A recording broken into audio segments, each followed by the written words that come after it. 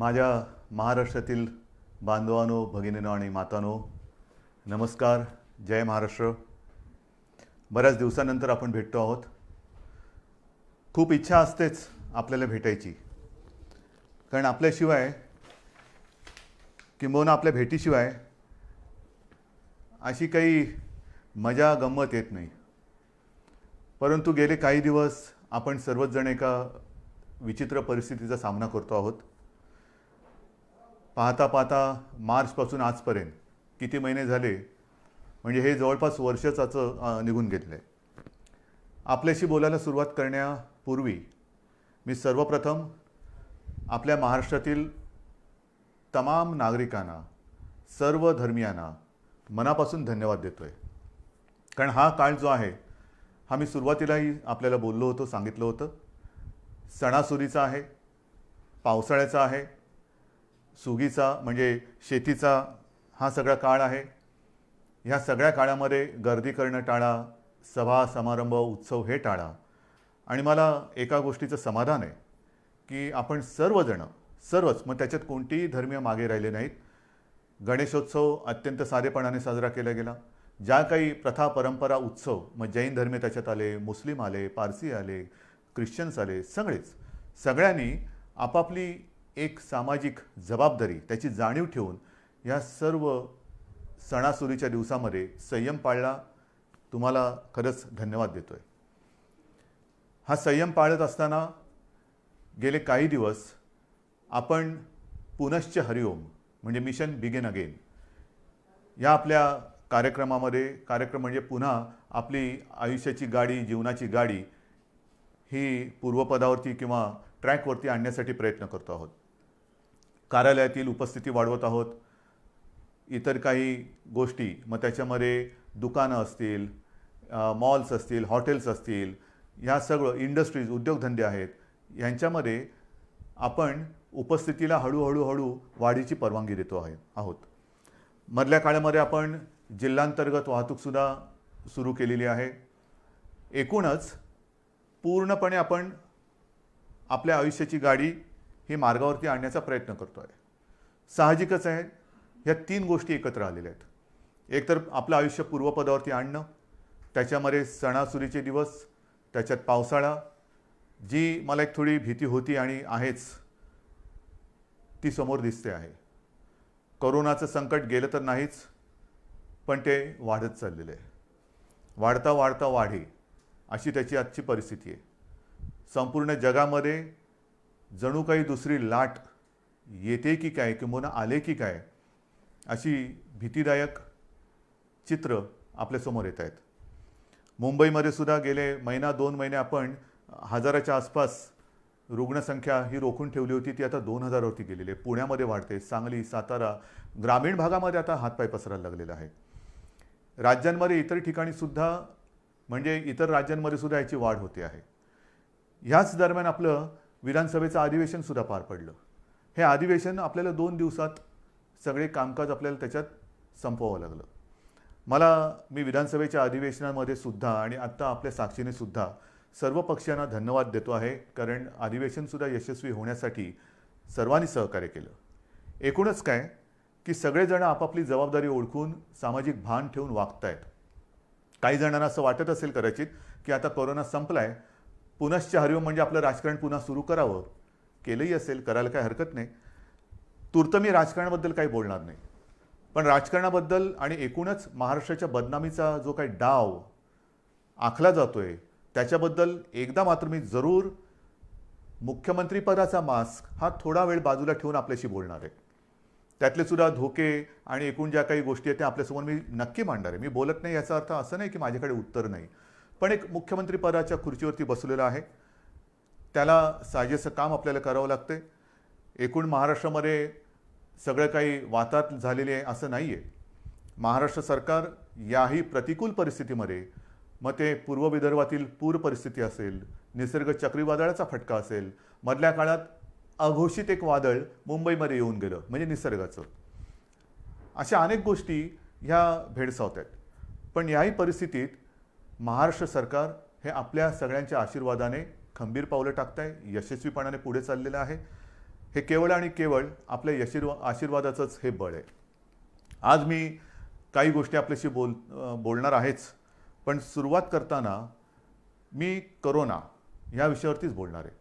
कारण करोनाचं संकट हे आता हळूहळू अक्राळ विक्राळ रूप धारण करेल की काय, अशी एक जगभर चिंता व्यक्त केली जाते. WHO ह्या संस्थेने सांगितलेलं आहे की कदाचित ही पुढच्या अधिक भीषण संकटाची नांदी असू शकेल. घाबरण्याचं काम नाही आहे, पण खबरदारी मात्र घेतलीच पाहिजे.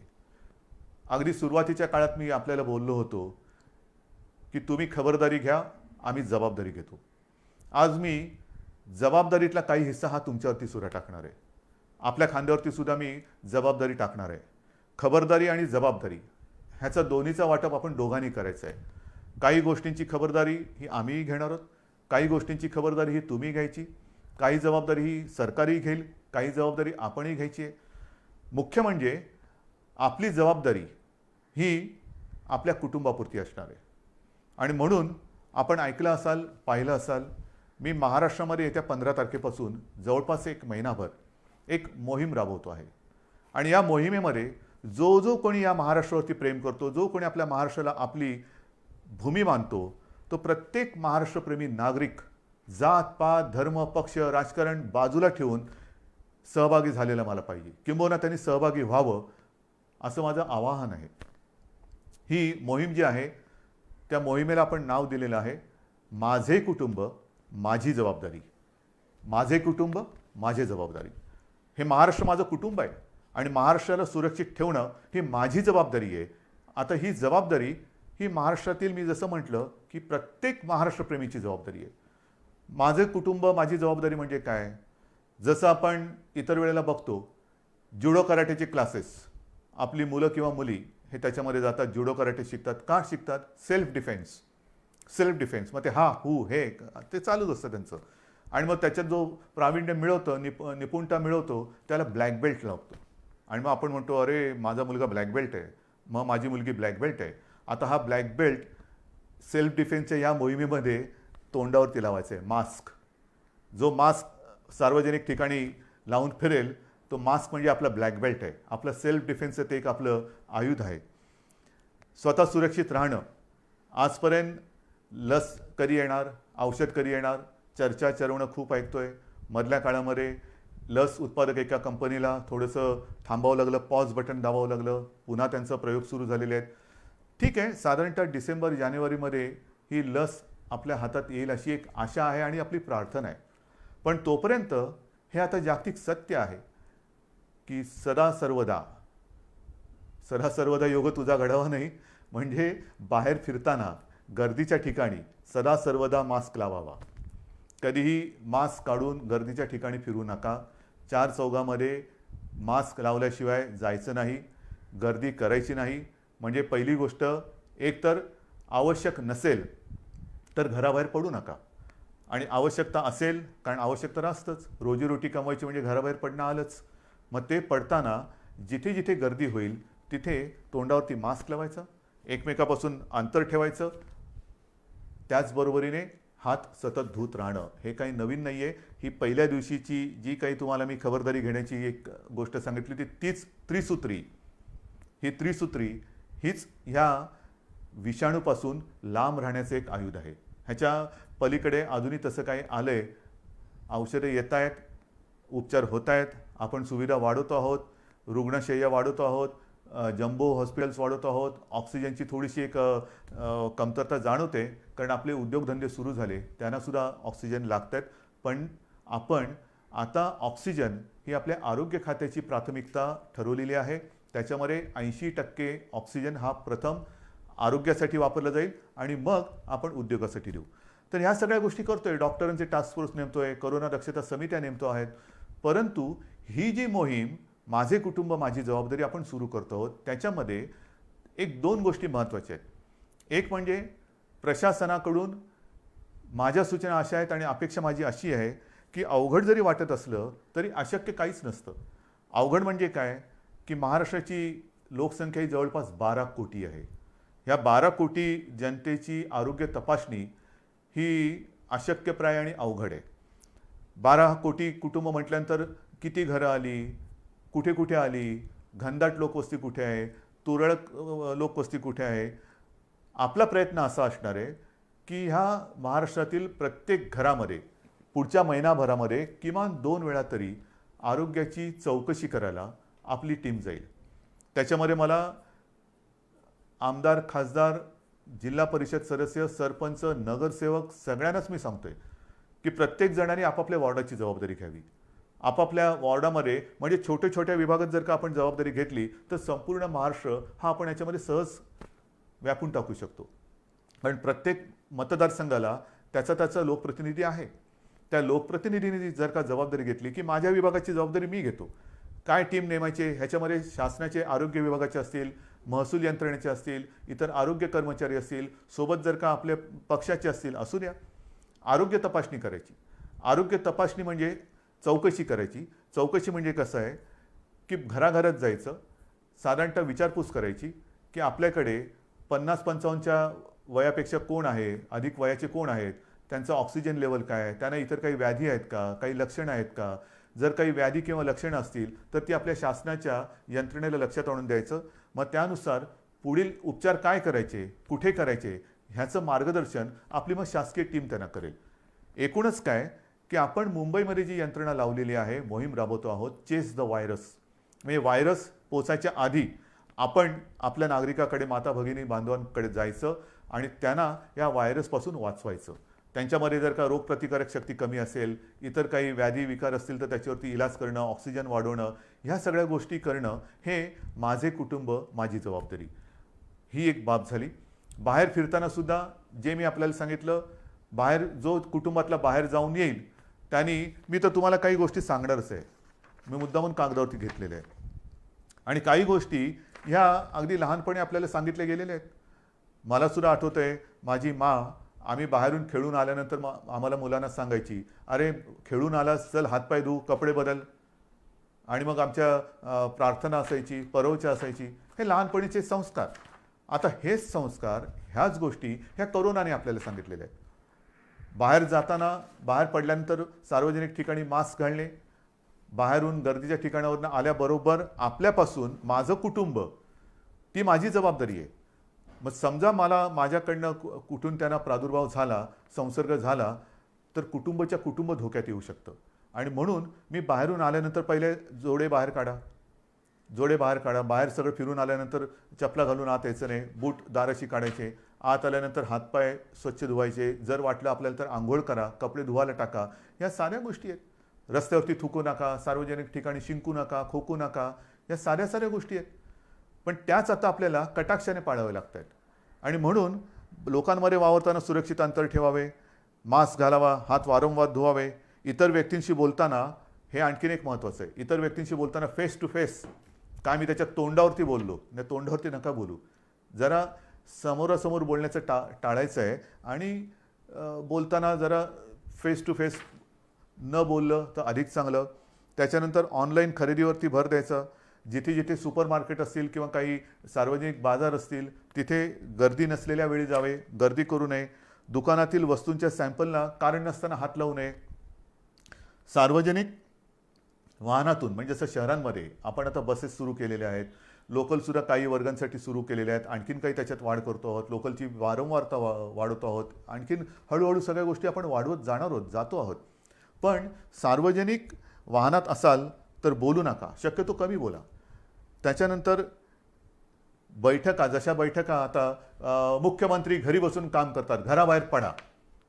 पण त्यांना कल्पना, हे माझ्यावरती जे आरोप करतायत ते जिथे गेलेले नाहीत तिथे दुर्गम भागात मी व्हिडिओच्या माध्यमातून जाऊन येतो, फिरतो, तिथे मी सूचना देतो. जिथे तुम्ही पोचू शकत नाहीत, गेलेला नाहीत, तिथे मी जातो आहे, मी बोलतो आहे. कसा? या तंत्रज्ञानाच्या माध्यमातून. तर जिथे जिथे आवश्यकता असेल तिकडे किंबहुना जर का आपल्याला बैठका घ्यायच्या असतील तर व्हिडिओ कॉन्फरन्सिंग करा. हे फार महत्त्वाचं आहे. त्याच्यानंतर जर लक्षणं आढळली, कोणाला जर का वाटलं, लक्षणंसुद्धा आता मी सगळ्या काही गोष्टी तुम्हाला सांगत नाही जाणार, बऱ्याचशा गोष्टी आपल्याला कल्पना आहे. लक्षणं आढळली तर तुम्ही कुठे गेला होतात, साधारणतः कोणाला भेटला होता, त्याची एक माहिती, त्याची एक यादी ही आपल्याला तपासायला आलेल्या आरोग्य अधिकारी किंवा जी शासन यंत्रणा असेल त्याच्याकडे द्या, की जेणेकरून त्यांच्यापासून म्हणजे त्यांच्यावरती आपण इलाज करू शकू आणि त्यांच्यापासून इतरांना होणारा संसर्ग आपण थांबवू शकू. इतरांसमोर जेवताना, कारण आता हळूहळू आपण हॉटेल्स, मोठी जी 5 स्टार असतील, लॉजेस असतील, ह्या काही हॉटेल्सना आपण परवानगी दिलेत, पूर्ण चालवायला दिलेत. त्यांच्यामधले रेस्टॉरंट्सना परवानगी दिले. गेल्या आठवड्यात मला रेस्टॉरंटची काही लोकं भेटून गेलेली जी ह्या हॉटेलच्या बाहेरची आहेत. आमचं काय करणार? जिमची लोकं येऊन भेटून गेली. आमचं काय करणार? सगळ्यांशी मी बोलतोय. त्यांना सुद्धा काही सूचनावली मला द्यायची आहेत, ती पाळा आणि आपण ते ओपन करू. आणि म्हणून इतरांसमवेत जेवताना समोरासमोर बसू नका. महत्त्वाचं काय की समोरासमोर हा जो व्हायरस येणं जाणं करू शकतो, त्याच्यात आपल्याला त्याचा मार्ग हा बदलून टाकायचा. म्हणजे समोरासमोर नसेल, बाजूला असेल, तर तो जर का दुर्दैवाने कोण त्याच्यात संसर्गजन्य असेल, झालेला असेल, संसर्ग झालेला असेल, संसर्ग बाधित, तर त्याच्यापासून दुसऱ्याला संसर्ग होणार नाही. जेवणातील पदार्थ इतरांना वाटताना मोठ्या बाउल्समध्ये न घेता छोट्या छोट्या वाळ्याच्यात घ्या, हे आहे. नंतर काही ठिकाणी आपण बघतो सार्वजनिक शौचालय असतील, त्याची स्वच्छता आणि निर्जंतुकीकरण तर हे आपण करतोच आहोत, करावं लागतंच आहे, करावं लागणारच आहे. पण घरामध्ये सुद्धा ज्यांच्याकडे आता शहरी भाग आहे, शहरामध्ये पूर्वीच्या शौचालयांची आता कमतरता आहे, ती जात चालली. नवीन ती युरोपियन स्टाईलची आली. त्याच्यात फ्लश करताना त्याचं झाकण बंद करून फ्लश करा, की जेणेकरून पुढचं सांगण्याची गरज नाही. नंतर जर भेटायचं असलं तर बंद जागेत भेटायचं टाळायचं, उघडं पाहिजे. मी मागेही आपल्याला सांगितलं होतं की एअर कंडिशनचा वापर करण्यापेक्षा खिडक्या, चला हवा येऊ द्या, हवा खेळती राहिली पाहिजे, हवेचं येणं जाणं चाललं पाहिजे. आणि अडचणीच्या जागी, अपुऱ्या जागी जास्त वेळ थांबू नका. अशा या काही गोष्टी आहेत, ह्या मी तुम्हाला ह्या मोहिमेच्या माध्यमातून सांगणार आहे. ही मोहीम आपल्याला राबवायची. ह्याच्यात मला जनतेचा सहभाग पाहिजे. लहान मुलं, तुमच्या काही सूचना असतील त्या द्या, चित्र काढा. मी जाहिरात संस्थांना बोलवणार आहे, वृत्तपत्र वाहिन्यांना बोलवणार आहे, प्रसारमाध्यमांना बोलवणार आहे. प्रत्येकजण मी काय करू शकतो, जसं ते म्हणतात ना, राम सेतू बांधताना खारीचा वाटा, प्रत्येकाने खारीचा वाटा सिंहाचा घ्यायचा तर सिंहाचा घ्या, खारीचा घ्यायचा खारीचा घ्या. पण मी या मोहिमेत आहे हे मला पाहिजे. सगळ्या जणांनी अत्यंत प्रामाणिकपणाने या मोहिमेत सहभागी होऊन, हे युद्ध आहे, हे युद्ध आता सार्वत्रिक, सगळी ज्या वेळेला जनता रस्त्यावरती उतरते तेव्हाच त्या युद्धामध्ये यश मिळतं. आजपर्यंत आपण हे युद्ध घरी बसून लढत होतो. आता मला तुम्हाला एक एक गोष्टी मी उघड करत चालू असताना, अजून मी पूर्ण ओपन केलेल्या नाहीत, कारण व्हायरस वाढतो आहे. पुन्हा लॉकडाऊन करायची वेळ येऊ नये हीच एक अपेक्षा आहे. पण जर ह्या गोष्टी तुम्ही कटाक्षाने पाळणार असाल तर, अजूनही मला काही ठिकाणी दिसतंय, मी येता जाताना बघतो, हळूहळू मुंबईमध्ये सुद्धा शिथिलता यायला लागलेली आहे. मास्क असतात, पण ते मास्क कसे हनुवटीवरती असतात. आज मी मास्क घातला नाही, कारण मी एकटा या खोलीत तुमच्याशी बोलतोय. पण हनुवटीवरती मास्क असतात, म्हणजे तोंडावरनं नाकावरनं काढलेले असतात. अनेक जण एकटे जेव्हा धावत असतात तेव्हा तोंडावरती मास्क असतात, आणि मित्र भेटल्यानंतर जवळ जाऊन मास्क काढून बोलतात. म्हणजे जिकडे मास्क तशी आवश्यकता नाही एकटे असताना, तिकडे मास्क, आणि भेटल्यानंतर गप्पा मारताना मास्क काढून बोलतात. तर नाही, मला असं वाटतं की जसं इतर देशांमध्ये त्यांनी केलेलं आहे, संपूर्ण ओपन केलेलं आहे, पण कायदे कडक केलेले आहेत. सार्वजनिक ठिकाणी मास्क घातला नसेल तर कडक दंड. जर एखाद्या ठिकाणी दुकानात किंवा कुठे गर्दी झाली, त्यांचे कॅमेरे ऑन असतात, ताबडतोब ते दुकान बंद. बसमध्ये सुद्धा किंवा मेट्रोमध्ये सुद्धा गर्दी झाली, ताबडतोब तिकडे ती कारवाई केली जाते. तर ह्या काही गोष्टी ह्या कायद्याने करण्याची गरज आहे का? का आपण आपली सुरक्षितता किंवा आपली जबाबदारी आपण पार पाडू शकत नाही का? आपण करू शकतो. पण हे कायदे काही ठिकाणी आपल्याला जरूर करावे लागणार. जर का मास्क घातला नाही, दंड करावा लागणार. गर्दी झाली, पुढची थोडीशी कारवाई करावी लागणार. तर अंगवळणी या गोष्टी पडेपर्यंत थोडंफार आपल्याला या गोष्टी समजून घ्याव्या लागतील. शिथिलता आपल्या वागण्यात येता कामा नये. आयुष्यामध्ये हे संकट, हे कदाचित जगावरचं पहिलं महाभयानक संकट असेल, आणि त्याचा सामना आपण करतोय, आपली पिढी त्याचा सामना करते आहे. आणि हे संकट हे शेवटचं असेलच असं नाही. कदाचित पुढे अशी संकटे येऊ शकतील, आणि एकूणच ह्या संकटातून बाहेर पडताना पुढच्या संकटाचा सामना कसा करावा ते ह्या संकटातून आपण शिकू शकतो. हे झालं या कोरोनाच्या बाबतीमध्ये.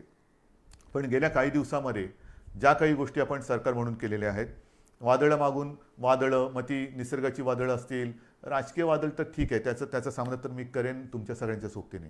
परंतु खास करून मला एका गोष्टीचं समाधान वाटते की याही कठीण परिस्थितीत आपण जे वचन शेतकऱ्याने दिलं होतं की तुमचं यांचं कर्ज पीक कर्ज हे 2 लाखापर्यंत आहे, त्या महाराष्ट्रातील सर्व शेतकऱ्यांना आपण कर्जमुक्त करणार. जवळपास 29.5 लाख शेतकऱ्यांना आपण कर्जमुक्त केलेलं आहे. एक अभिमान आहे, नक्कीच अभिमान आहे की पहिलं अधिवेशन जे आपलं झालं होतं नागपूरचं, त्या अधिवेशनात आपण जाहीर केलं होतं आणि त्याप्रमाणे जाहीर केल्याप्रमाणे आपण जवळपास 29.5 लाख शेतकऱ्यांना कर्जमुक्त केलेलं आहे. यावर्षी विक्रमी कापूस खरेदी केलेली आहे. जिथे जिथे जे काही नुकसान झालेलं आहे, आणखीन काय झालेलं असेल, तिथे तिथे सरकार म्हणून आपली जबाबदारी आपण पार पाडतो आहोत. एकूणच सरकार शेतकऱ्यांच्या आणि महाराष्ट्रातील नागरिकांच्या सोबत त्यांच्या पाठी खंबीरपणाने उभं आहे. आणखीन एक विशेष गोष्ट म्हणजे जवळपास पुढचं वर्ष आपल्या महाराष्ट्रातील जे कुपोषित बालकं आहेत, आदिवासी बालकं आहेत, अशा जवळपास 6.5 लाख बालकांना आपण वर्षभर मोफत दूध भुकटे देतो आहोत. त्याचबरोबरीने जवळपास 1.25 लाख अशा माता भगिनी आहेत ज्या गरोदर आहेत किंबहुना काही स्तनदा माता आहेत, त्यांच्या आरोग्यासाठी सुद्धा आपण ही दूध भुकटी मोफत देत आहोत. या गोष्टी करतोत आपण.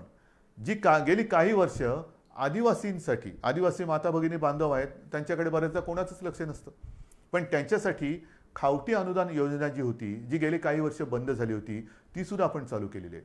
शिवभोजन आपण 10 रुपयामध्ये थाळी देत होतो, ती या काळात 5 रुपयात केलेली आहे.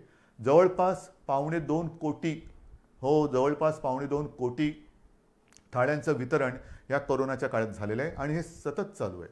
बेड्स वाढवत आहोत. म्हणजे मी विधानसभेत माहिती दिली होती की जेव्हा कोरोनाचा पहिला रुग्ण आपल्या राज्यात सापडला तेव्हा संपूर्ण राज्यात साधारणतः सगळे मिळून 7,500 रुग्णशय्या होत्या. 7,500, 7,700 आणि काहीतरी.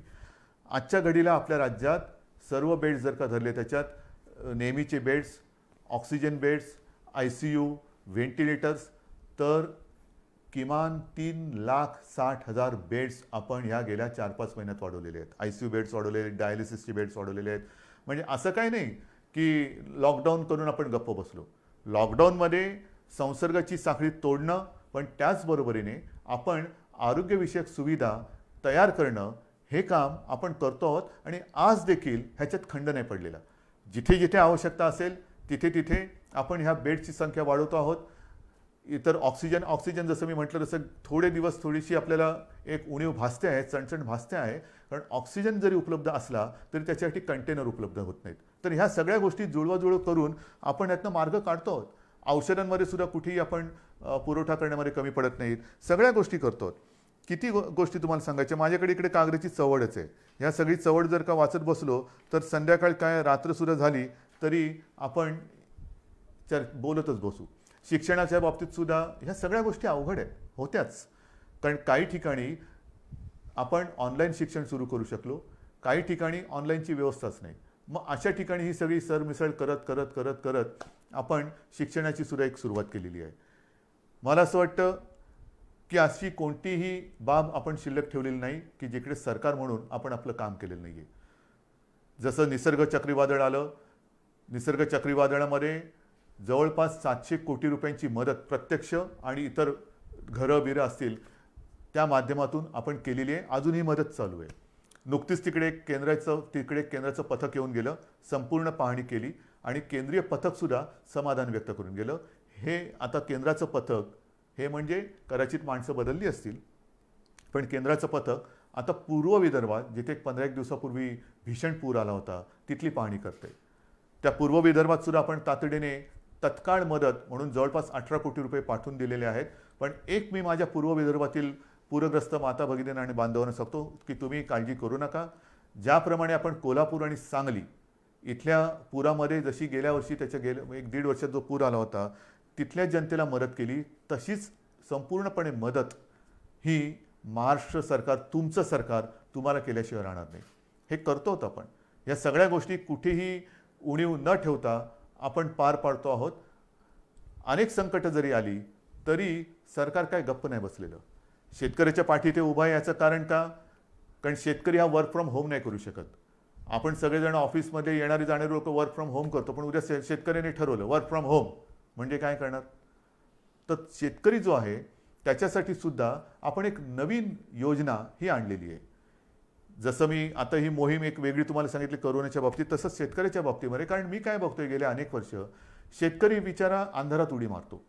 त्याला कल्पना नाही आहे की उद्या निसर्ग राजा त्याला साथ देईल का प्रकोप दाखवेल, रुसेल का हसेल, त्याला काहीच सांगता येत नाही.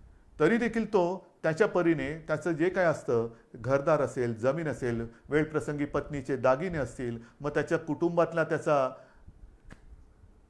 मी थांबलो का कारण अनेकांना आश्चर्य वाटेल, कुटुंबातील त्याचा बैल, हो त्याचा तो कुटुंबीय असतो, तो सुद्धा त्याला गहाण टाकावा लागतो. आणि सगळं गहाण टाकून म्हणजे आयुष्यच गहाण टाकतो. आणि त्या आपल्या मातीमध्ये सोयाबीन पिकवेल, तूर पिकवेल, कधी कापूस पिकवेल, हे आपल्या विभागवारही अशी रचना झालेली आहे. आणि मग आपल्याला अनुभवास काय येतं, जर निसर्गाने साथ दिली, पीक तरारून आलं, तर त्याला जास्त झालं म्हणून भाव मिळत नाही. निसर्ग रुसला, पावसाने झोडलं, गारपीट झाली, तर उभं पीक म्हणजे सोनं त्याच्या डोळ्या देखत मातीमोल होतं. म्हणजे तरी त्याची पंचायत झाली. डोक्यावरती कर्जाचं ओझं हे वाढतच चालतं. त्या डोंगरातून तो कधी, डोंगराखालून तो कधी बाहेरच येत नाही. आणि म्हणून आपण शेतकऱ्यांसाठी जे पिकेल तेच विकेल, जे विकेल ते पिकेल. आतापर्यंत जे पिकेल ते विकेल असं होतं, पिकणार ते विकणार काय. आता मी उलटं केलं, जे विकेल तेच पिकेल. म्हणजे काय की साधारण कृषी खातं जे आपलं आहे ते एकूण जगभर बघेल, राज्यात बघेल, देशात बघेल की यावर्षी कोणत्या पिकाला बाजारपेठ आहे, कोणतं पीक कुठे विकलं जाईल. कापूससुद्धा किती विकला जाईल, कोणत्या दर्जाचा विकला जाईल, सोयाबीन असेल, तूर असेल, तांदूळ असेल, मका असेल, कोणत्या प्रतीचा, कोणत्या दर्जाचा मका पाहिजे, तूर पाहिजे, सोयाबीन पाहिजे. आणि तसंच बी बियाणं हे शेतकऱ्याला दिलं जाईल. म्हणजे महाराष्ट्राची ओळख एक दर्जेदार पीक देणारा महाराष्ट्र अशी आपल्याला करायची. जे विकणार असेल तेच आम्ही पिकू आणि आम्ही जे पिकू ते विकणार आहोत. आणि त्याच्यासाठी आपण गटशेती म्हणा, शेतकऱ्यांना सुद्धा जो असंघटित शेतकरी आहे त्याला आपण संघटित करतो आहोत. त्यांच्या काही सूचना आपण घेतो आहोत. गेल्या आठवड्यामध्येच हा मी कार्यक्रम केला. सगळ्या शेतकरी दादांना ह्या कार्यक्रमाची कल्पना दिली की आता तुम्ही अंधारात उडी नका मारू. आपण, सरकार तुमच्या सोबत आहे. एखादं पीक आल्यानंतर हमी भाव, हमी भाव, हमी भाव. आता हमी भाव नाही, आता हमखास भाव. माझं जे काही मी मेहनत करतो आहे, कष्ट करतो आहे, रात्री सुद्धा जाऊन मेहनत करतो आहे, शेतामध्ये राबतो आहे, आणि सोनं पिकवल्यानंतर त्या सोन्याला सोन्याचा भाव मिळणार नसेल तर हे सगळं फुकट गेलं. आणि त्याच्यासाठी हमी भाव आता मागायचं नाही, हमखास भाव. आणि जे मी पिकवणार आहे ते विकलं गेलंच पाहिजे. ही जी एक साखळी आहे ती साखळी आता आपण निर्माण करतो आहोत. आणि त्या साखळीमध्ये हा सगळा नाशिवंत माल असतो, भाजीपाला असेल, धान्य असेल, त्यांच्यासाठी विभागवार आपण शीतगृह असतील किंवा स्टोरेज, कोल्ड स्टोरेज, गोडाऊन्स असतील, त्याची एक साखळी निर्माण करतो आहे. त्यांना येण्या जाण्याची जी काय माल वाहतूक असेल ती जी वाहतूक आहे त्याच्यासाठी वेगळं काही आणखीन करता येते का ते बघतोय. त्यांना वाहनं उपलब्ध करून द्यायची, बाजारपेठ उपलब्ध करून द्यायची, कोणत्या बाजारात कसली मागणी आहे त्याच्याप्रमाणे तो त्याचा माल तिकडे नेऊन विकायला त्याला आपण मदत करणार आहोत. अशा अनेक गोष्टी आपण शेतकऱ्यांसाठी करतोय. आपल्या राज्यातला शेतकरी ह्या कर्जबाजारी यापुढे राहता कामा नये. स्वतःच्या पायावरती अभिमानाने तो बोलला पाहिजे की मी माझ्या महाराष्ट्रातला शेतकरी आहे. आणि ही जी आताची कोरोनाची एक लाट येते, लाटेमागून लाट, ह्याच्यामध्ये असं म्हटलं जातं की अनेक देशांमध्ये भूकबळी जाण्याची शक्यता आहे. भूकबळी म्हणजे त्या देशांमध्ये शेती जिथे होत नाही तिथे त्यांना अन्नधान्य हे बाहेरून आणावं लागतं. हा आपला देश हिंदुस्थान हा तर कृषीप्रधान देश आहे. आणि कृषीप्रधान देशामध्ये महाराष्ट्र हे सगळ्यात प्रगत प्रयोगशील राज्य आहे. महाराष्ट्रामध्ये सतत प्रयोग हे होत राहतात. सुधारणा, आधुनिकीकरण हे हा महाराष्ट्राचा स्थायी भाव आहे. आणि म्हणून मला शेतीमध्ये सुद्धा ही आगळी वेगळी क्रांती करायची आहे तुमच्या साहाय्याने. हे सगळं झालं, आत्तापर्यंत तुमच्याशी मी बोललो. त्याच्यानंतर जे मी तुम्हाला सांगितलं की एका मागोमाग एक विषय येत आहेत. गेल्या आठवड्यात अचानक असाच विषय समोर आलेला आहे, तो मराठा आरक्षणाचा. मराठा आरक्षण खरं म्हणजे हा विषय अशा पद्धतीने येण्याची काही आवश्यकता नव्हती. आपण महाराष्ट्र राज्याने सर्व पक्षाने, म्हणजे त्याही वेळेला सत्तेमध्ये शिवसेना होतीच, भारतीय जनता पक्षासोबत होती, राष्ट्रवादी आणि काँग्रेस विरोधात होते, तरी देखील चारही महत्त्वाच्या पक्षांनीच नव्हे तर विधिमंडळातील सर्व पक्षांनी एकमताने मराठा समाजाच्या न्याय हक्काचा हा जो काही लढा होता त्याला न्याय देण्यासाठी मराठा आरक्षणाचा निर्णय घेतला. सर्व पक्षांनी घेतला. एक मताने घेतला, बहुमताने घेतला नाही, एक मताने घेतला आणि आपण तो मंजूर केला. त्याला इकडे उच्च न्यायालयात आव्हान दिलं गेलं, ते आपण जिंकलो. त्याच्यानंतर सर्वोच्च न्यायालयात आव्हान दिलं गेलं, ती लढाई आपण लढतो आहोत. ही लढाई लढताना पहिल्या सरकारने जे वकील दिले त्याच्यात कोणी आपण बदलले नाही. देशातील जे सर्वोत्तम सर्वोत्तम सर्वोत्तम वकील असतील ते आपण त्याच्यात दिलेले आहेत. त्याचबरोबरीने वकील कमी न करता आणखीन त्याच्यात ज्यांनी ज्यांनी सूचना दिल्या तेही वकील आपण त्या पॅनलवरती घेतलेले आहेत. बरोबरीने काही संस्था काही व्यक्ती या केसमध्ये त्याच्यात त्यांनी इंटरव्हेन केलं, त्यांनी देखील त्यांच्या त्यांच्या परीने त्यांच्या पसंतीचे वकील याच्यात दिले. एकूण काय की कुठेही आपण कोर्टामध्ये आर्ग्युमेंट करायला कमी पडलेलो नाही, अजिबात नाही. आपली मागणी सर्वोच्च न्यायालयात काय होती की जसं देशातील इतर राज्यांमध्ये आरक्षणाचा प्रश्न हे प्रलंबित ठेवले गेलेले आहेत, मग लार्जर बेंच समोर म्हणजे 3 का 5 त्यापेक्षा जास्त न्यायाधीशांच्या बेंच समोर जसे इतर राज्यातील आरक्षणाचे प्रश्न हे मांडले जात आहेत तशीच परवानगी आम्हाला मोठ्या बेंच समोर जाण्यासाठी द्या. ही आपली गोष्ट सर्वोच्च न्यायालयाने मानली, नक्कीच मानली. त्याच्याबद्दल मी त्यांना धन्यवाद देतोय. पण ती मानत असताना अनपेक्षितपणे अनाकलनीय पद्धतीने त्यांनी आपण आरक्षण जे दिलेलं आहे त्याच्या अंमलबजावणीसाठी अंतरिम स्थगिती दिली. इतर राज्यात कुठे दिले का हे उघड आहे, जिथे असेल तिथे असेल, नसेल तिथे नसेल, पण मला नाही वाटत कुठे दिलेली आहे. म्हणजेच काय की हा विषय किचकट असताना हे मानल्यानंतर मोठ्या बेंच समोर जायला परवानगी दिली गेलेली आहे, पण ती देताना ज्या स्थगितीची गरज नव्हती ती स्थगिती दिली. ह्याच्या विरुद्ध आता संपूर्ण आपण चर्चा करतो. 2 दिवसापूर्वी मी ह्या विषयामध्ये ज्या ज्या संस्था व्यक्ती सहभागी आहेत, अत्यंत पोटतिडकीने काम करतायत, आपली मतं मांडतायत, ह्या केसच्या सुनावणीच्या वेळेला सुद्धा मी स्वतः एक किमान 2-4 वेळा तरी व्हिडिओच्या माध्यमातून अशोकराव चव्हाण असतील, आपले एकनाथ शिंदे आहेत, विजय वडेट्टीवार आहेत, अजितदादा आहेत, बाळासाहेब थोरात आहेत, किती मंत्र्यांची नावं घ्यायची, जयंतराव पाटील आहेत, ह्या दिलीपराव वळसे पाटील आहेत, ह्या सगळ्यांसमवेत आम्ही या व्यक्तींशी, संस्थांशी आणि ज्येष्ठ विधितज्ञांची चर्चा करत करत करत आपल्याला काय बोललं पाहिजे, कसं बोललं पाहिजे हे ठरवत तिथे आपण कोर्टासमोर आपण बाजू मांडली. तरी हा निकाल आला. आता सुद्धा 2 दिवसापूर्वी आपण ही बैठक घेतली. काल सुद्धा अशोकरावांनी आणि इतर मंत्र्यांनी, ज्येष्ठ विधी तज्ज्ञ जे आहेत, मुकुल रोहतगी आहेत, आणखीन सगळे आपले वकील आहेत, त्यांच्यासोबत एक व्हिडिओ कॉन्फरन्स केली. आपल्याशी बोलल्यानंतर पुन्हा मी त्या बैठकीला आता जाणार आहे. उद्या परत काही बैठक होईल. एकूण काय की सर्वांची मतं लक्षात घेऊन पुढे काय करायचं, जोपर्यंत ह्याचा निकाल लागत नाही तोपर्यंत आपण पुढचं पुन्हा कोर्टात तर जाणार आहोत, पण ते जाताना नेमकं काय गाऱ्हाणं मांडायचं, कोणासमोर मांडायचं, कसं मांडायचं. अगदी विरोधी पक्ष नेत्यांना सुद्धा मी आपल्यासमोर येण्यापूर्वी फोनवरती बोललेलं आहे. ते बिहारमध्ये आहेत आत्ता.